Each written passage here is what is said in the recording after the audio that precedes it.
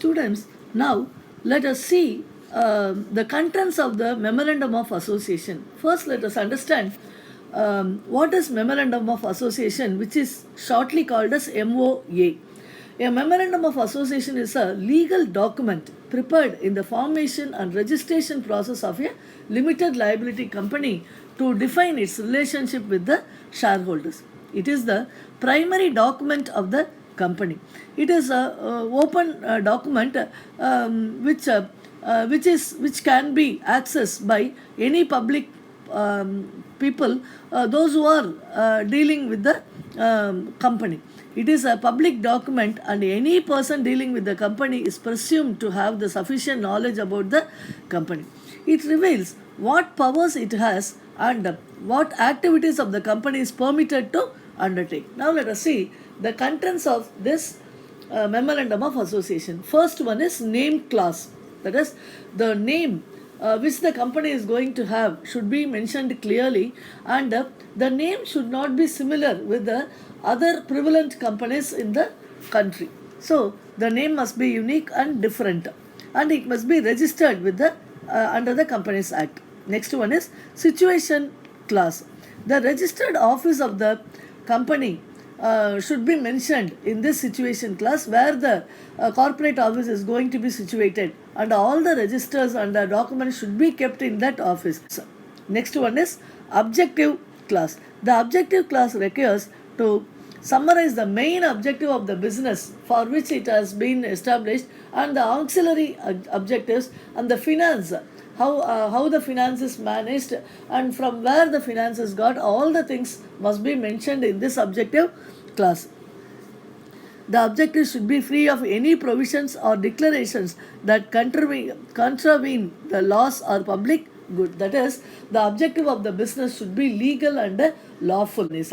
Next, liability clause. The liability clause requires how the extent to which the shareholders of the company are liable to the debt obligations of the company. These are the companies limited by shares and limited by guarantee. They have to mention what is the guaranteed amount, or for share values, what is the value of shares will be provided for the debt clearance and other things. Next one is capital clause. How much capital is going to be raised, and the class of shares to be issued, all the different categories of shares, and the nominal value, the minimum value per share must also be registered in this clause. Next one is association clause. The association clause confirms that shareholders bound by the MOA are willingly associated and forming a company. That is, as we discussed earlier, in a private company, minimum 2 persons are required, and to start a public company, 7 persons are required. All these persons must sign in the presence of a witness before registering this MOA to the Register of Companies. Children, now let us discuss another one important document to be filed by the company is Articles of Association, which is shortly called as AOA. So it is a document that contains the purpose of the company as well as the duties and responsibility of its members. So it is a document has to be filed to the Register of Companies. Okay, these are the bylaws of the company. See, these articles of association containing the rules and regulations for the internal management of the company. Now let us discuss the contents of the articles of association. Amount of shares, capital value and type of shares, rights of each class of shareholders, rules regarding the issue of shares and debentures, procedures for and regulations for making the calls on shares. That is, I explained earlier that the share amount will be called in denominations, isn't it? Yes. Manner of transfer of shares, declaration of dividends, borrowing powers of the company, rules regarding the appointment, remuneration and removal of directors, procedures for conducting proxy, quorum and meetings, etc. Proxy means what? Instead of one shareholder, another one person may be authorized to attend the meeting. That is called proxy. Procedures concerning keeping the books and accounts and audits, seal of the company, procedures for regarding the winding up of the company. All these things should be mentioned clearly in the articles of association. Now let us see the next one, the prospectus.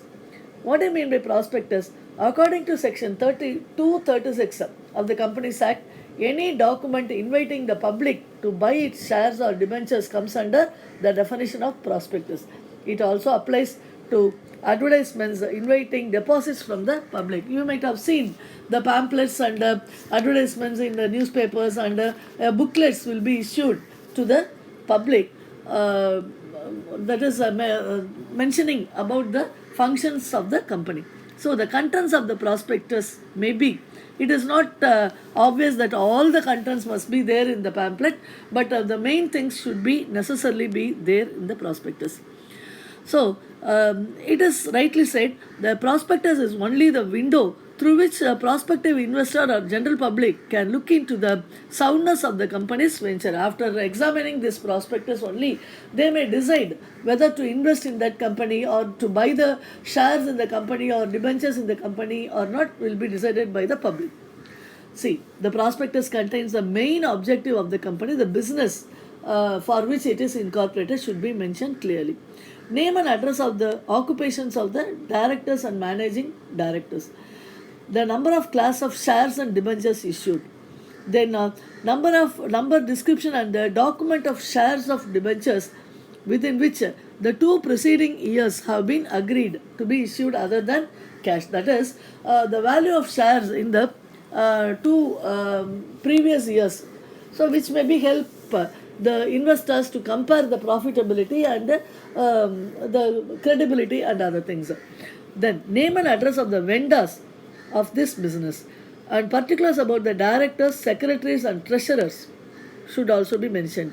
Amount of the minimum subscription and the length of time of the business it is carrying on.